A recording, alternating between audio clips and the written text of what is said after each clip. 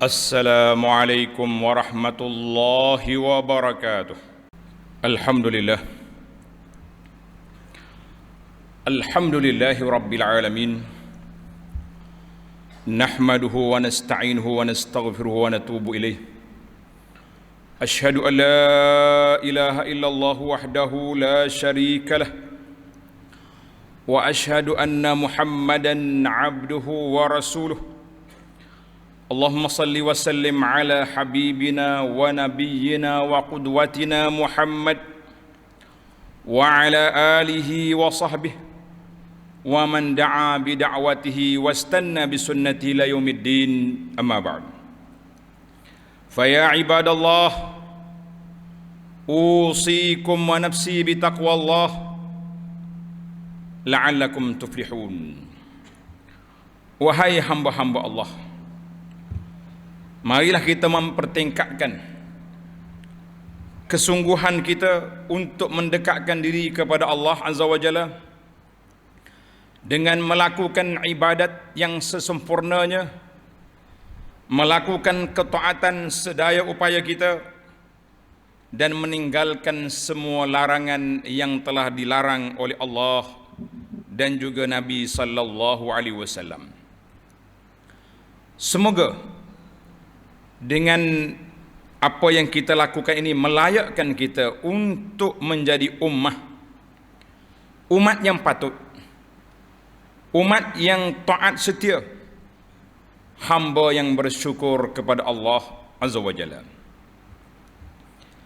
Hari ini 24 Disember 2021 bersama dengan 19 Jumadal Ula 1443, bagi kita di sini adalah merupakan hari ini dalam sejarah. Kerana 24 Disember 2014 itulah hari air memasuki masjid yang telah dibina lebih daripada 50 tahun, belum pernah masuk lagi. Itulah kali pertama dimasuki, dan kita berdoa kepada Allah Azza wa Jalla supaya itulah kali pertama dan terakhir. Allahumma hafaz masjidana wa qaryatana min kulli su'in wa makruh ya rabbal alamin. Maka pada hari ini khutbah kita bertajuk hikmah di sebalik ujian musibah yang Allah timpa. Semoga ianya membawa keinsafan kepada kita. Kita jangan menunding jari mudah-mudah. Bila orang kena banjir, kena bala, kena apa, masing-masing duduk tunjuk dah. Ini sebab dosa banyak, maksiat kuat. Geng-geng teori sebab solat sah tak rapat. Timbul belaka benda-benda yang menyusahkan. Kita kata, tuan-tuan, sekarang ini bukan masa bermain Facebook. Sekarang ini masa awak bawa penyapu, bawa alat-alat pergi basuh rumah orang banjir, orang kena banjir. Banyak sangat teori, cakap banyak, kerja malas, buat apa? Tak ada faedah, orang panggil lagi tu. Namun begitu, kita sebagai seorang Muslim, semua yang berlaku ada hikmah. Setiap musibah yang Allah timpa ada hikmah. Sama ada Allah nak menyedarkan kita yang lara, yang leka, yang lalai, ataupun Allah nak naikkan darjat orang-orang salihin dan salihat dengan kesabaran. Innama yuwaffas sabiruna ajruhum bighairi hisab. Allah Ta'ala balas pahala orang yang sabar tanpa limit. Para jemaah sekalian, firman Allah Ta'ala, a'udzubillahi minasyaitanir rajim, وَلَنَبْلُوَنَّكُمْ بِشَيْءٍ مِّنَ الْخَوْفِ وَالْجُوعِ وَنَقْصٍ مِّنَ الْأَمْوَالِ وَالْأَنفُسِ وَالثَّمَرَاتِ وَبَشِّرِ الصَّابِرِينَ. Demi sesungguhnya kami akan menguji kamu dengan sedikit perasaan takut kepada musuh, takut dengan peristiwa-peristiwa yang berlaku. Sekarang ni kita takut dengan ramalan-ramalan yang dikeluarkan oleh Jabatan Penghuru Hara Masyarakat. Kalau Jabatan Meteorologi kaji cuaca keluar, itu kajian dia mengikut alat yang dia ada. Tapi kalau amaran yang dikeluar oleh pereka-pereka berita palsu, maka itu dia panggil Jabatan Huru-Hara Masyarakat. Dulu bila kita banjir sini, keluar WhatsApp, akan berlaku banjir tahun depan lebih 2 kali ganda daripada yang tahun lepas. Tak tidur kita takut. Ini belum kering lagi air di Shah Alam, di Taman Seri Muda. Keluar dah, hujung tahun ni akan berlaku besar lagi. Ahli palak kata. Ahli palak mana cakap? Bagi nama. Itu Jabatan Huru-Hara dia panggil. Jangan duk sebar benda-benda karut yang menakut-nakutkan orang. Kita bukan nak menakut, nak suruh orang bersedia. Bersedia kalau betul. Tapi kalau benda tak betul, itu maknanya sebar berita palsu. Walaupun dengan niat baik. Sebab itulah menjadi dosa besar, tuan-tuan. Orang yang menyebarkan hadis palsu, walaupun dengan niat nak suruh orang bekerja, dengan niat nak suruh orang kuat beramal, tapi kalau hadis palsu dinisbah kepada Nabi SAW, maka orang itu nama dia kazab, nama pembohong, dosa besar. Ada ulama yang lebih keras lagi mengatakan penyebar hadis palsu, pereka hadis palsu ini bukan sakat dosa besar, boleh jadi kufur. Na'udzubillah. Itu pandangan Al-Juwaini, tapi majoriti ulama mengatakan dosa. Baik, Allah sebut dalam ayat ini, bisyai'in minal khauf, takut, wa naqsim minal amwali wal anfusi was samarat, dan juga dengan berlakunya merasai kelaparan, dengan berlakunya kekurangan harta benda dan jiwa serta hasil tanaman. Wa basyiris sabirin, Allah kata terimalah khabar gembira bagi orang sabar. Ayat ini dalam surah Al-Baqarah ayat 155. Maknanya ujian Allah Ta'ala datang berbagai-bagai. Kita bila kena banjir, duit banyak, buat apa? Duit dalam poket banyak. Ada seorang toke, saya tak sebut nama toke, tuan-tuan kenal belaka kawasan ni. Dia kata, Ustaz, waktu banjir dalam poket saya berapa ribu duit ada yang dia jual barang hari itu. Tapi saya nak buat apa? Minta air sebotol pun tak dapat. Kita kata itulah nilai duit tak berguna di saat kita tak perlu lagi duit, kita perlu kepada minuman dan makanan. Terkedu saya bila dia cerita. Sebab itulah NGO, orang-orang yang nak bantu orang, jangan berkira sangat orang tengah banjir ni. Awak kaya tak payah ambil. Dia kaya duit dalam bank. Sekarang ni mulut dia nak makan, kedai tak buka, semua tempat tak ada. Kenapa kira kaya miskin? Itu kesilapan kita. Allah Subhanahu wa taala sangat mengasihi hamba-hambanya yang sentiasa sabar, redha dan berserah diri kepadanya dalam menghadapi saat ujian. Kita telah sebut ujian ini ada tiga peringkat. Ujian yang pertama yang paling dahsyat, ujian dalam agama. Sebab ujian dunia kalau tak lepas sama ada ke penjara atau ke kubur. Tapi ujian dalam agama kalau tak lepas ke neraka, na'udzubillah. Itu yang paling dahsyat. Ahli fikir mengatakan kesilapan para peguam bela membawa hujah di mahkamah, anak guamnya masuk penjara. Tetapi kesilapan kita memilih guru yang tidak ikut Quran dengan sunnah boleh jadi membawa ke neraka, na'udzubillah. Maka tiga kategori sabar. Sabar yang pertama iaitulah sabar melakukan ketaatan. Kena sabar kita. Yang kedua, sabar meninggalkan maksiat dan mungkar.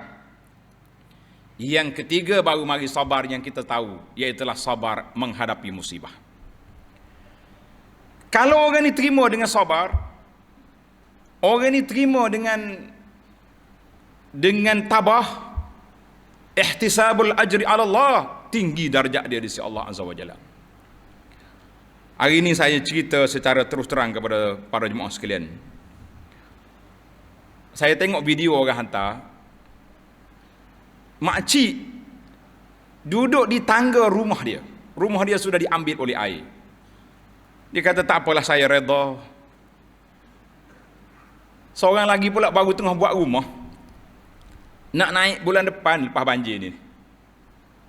4 tahun bina rumah, air datang berapa saat, berapa minit, angkat pergi. Dia kata saya redha, saya sabar. Saya kata hadza huwa sifatul mukmin. Inilah sifat orang mukmin.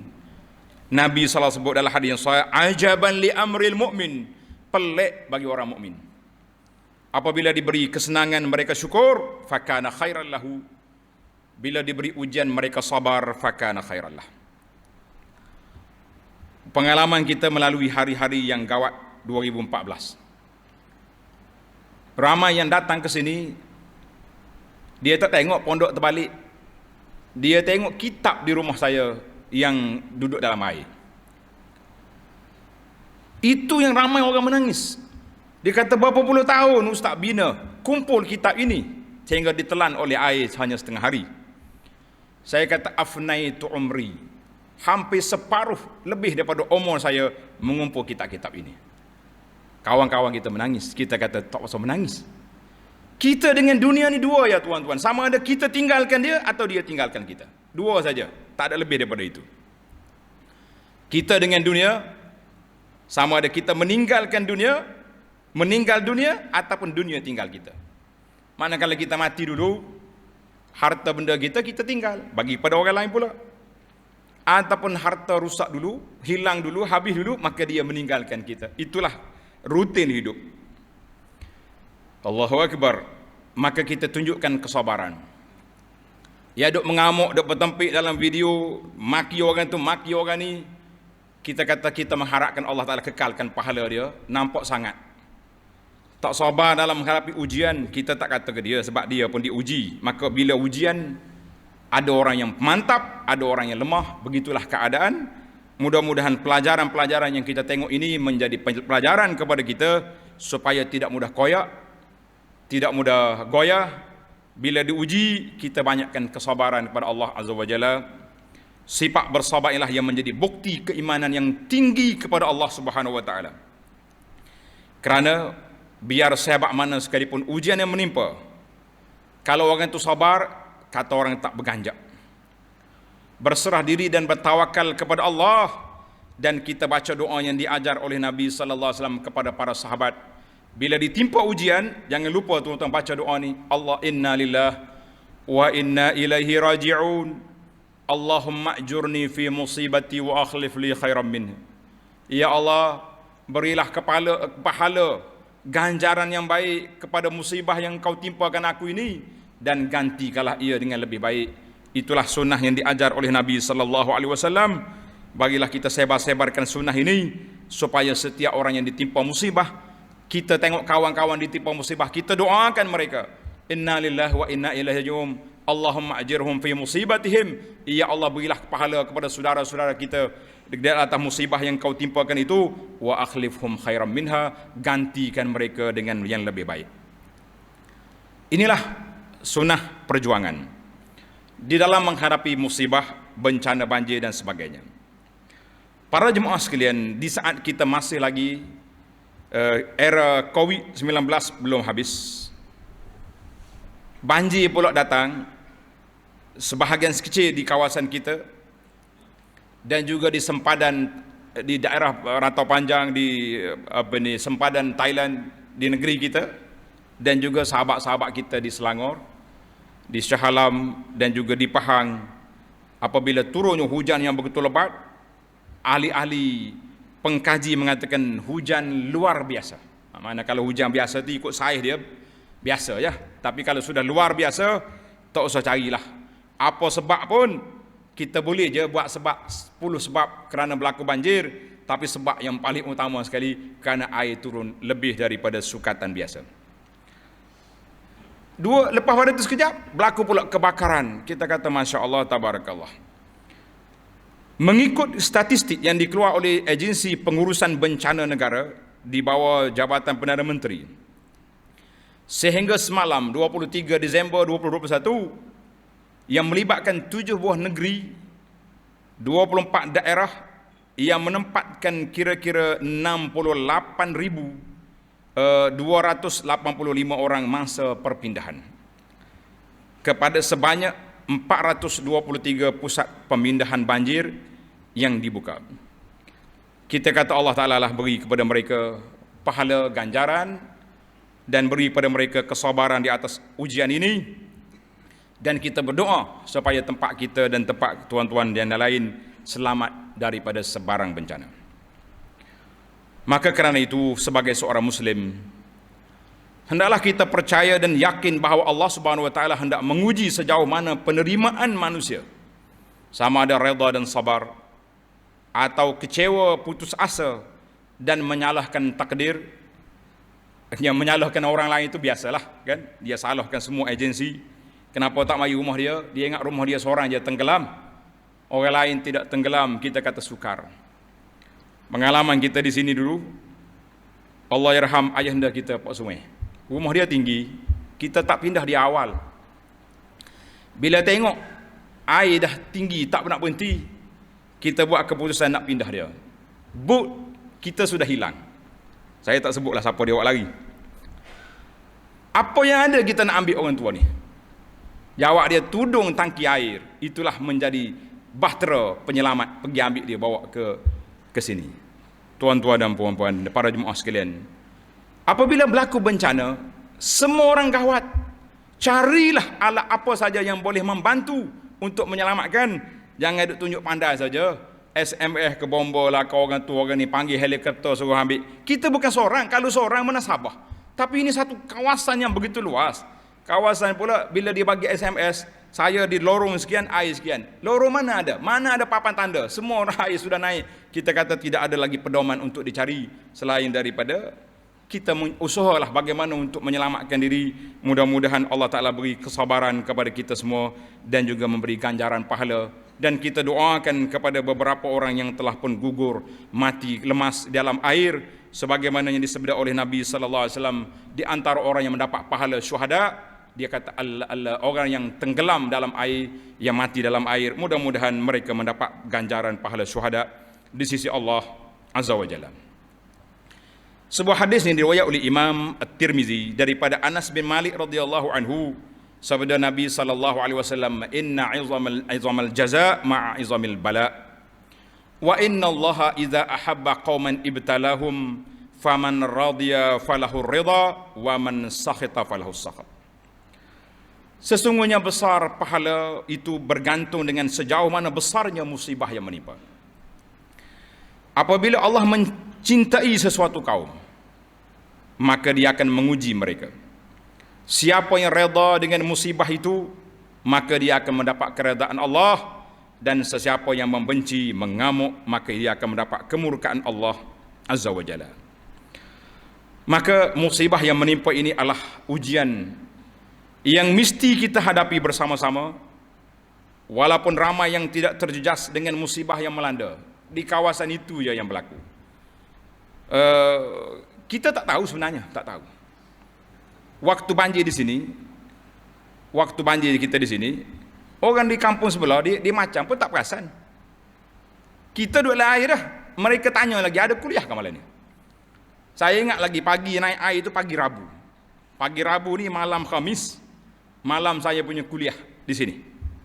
Saudara bagian rakaman kita tanya, nak pergi rakam ke malam ni? Kata rakam apa, aku duduk tempat banjir ni. Maknanya sebab tu kita kena peka. Kena peka, kena ambil cakna dengan peristiwa-peristiwa berlaku. Kalau kita relax macam ni, kita tak tahu ni. Bila kita dalam keadaan panah begini, orang lain mungkin dalam hujan yang sedang lebat. Jadi kita kena ambil lah, orang panggil ambil cakna. Jangan duk sebar benda yang tak betul. Setiap kali kita tengok sahabat-sahabat kita yang terjejas, kita doakan mereka.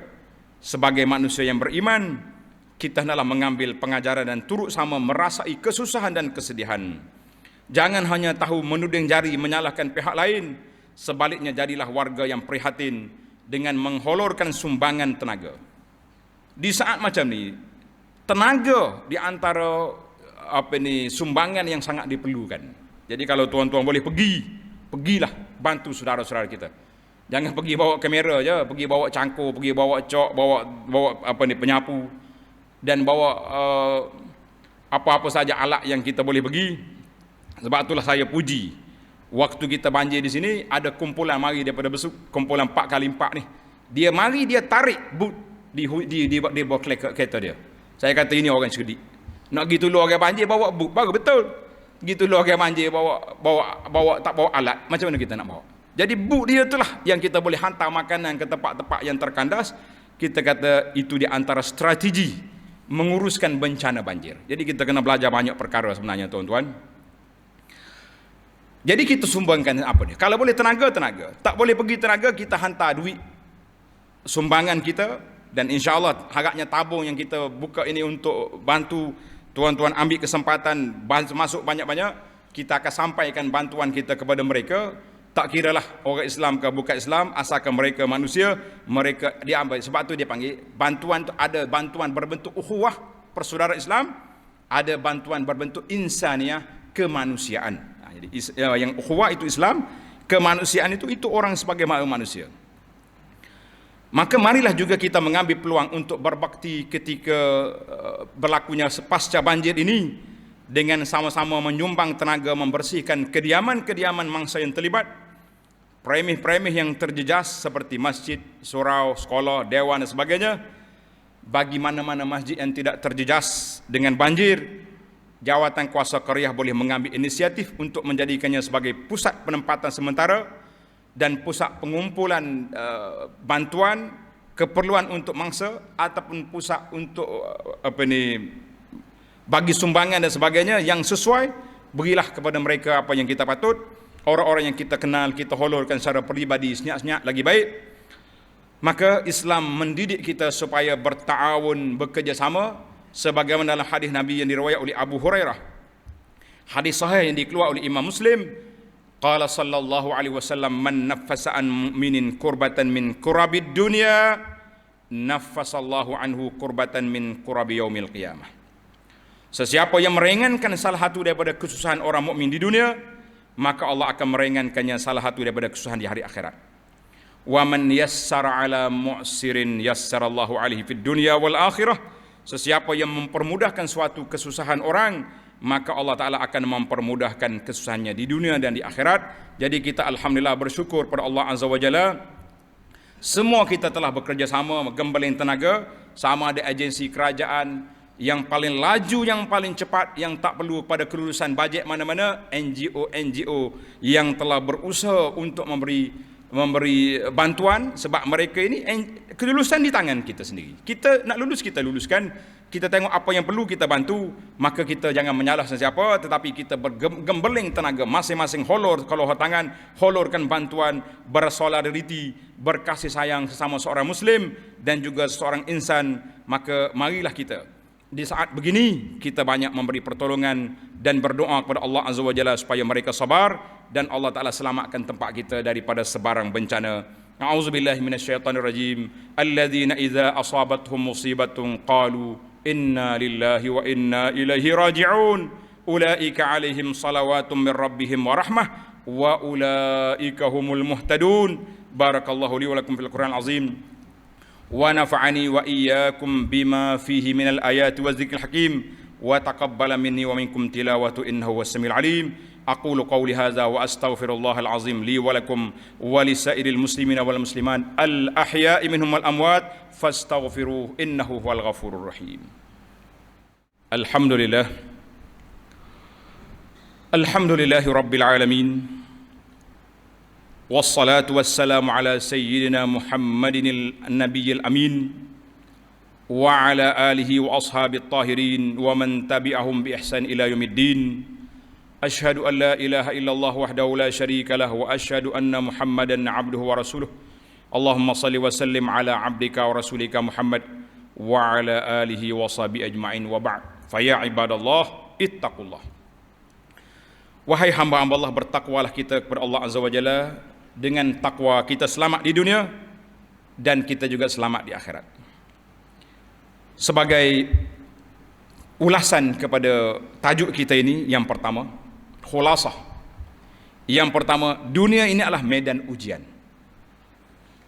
Biar sehebat mana sekalipun ujian yang menimpa, sebagai seorang Muslim kita seharusnya mempertingkatkan kesabaran, berserah diri dan bertawakal kepada Allah, di samping berusaha mencari jalan penyelesaian.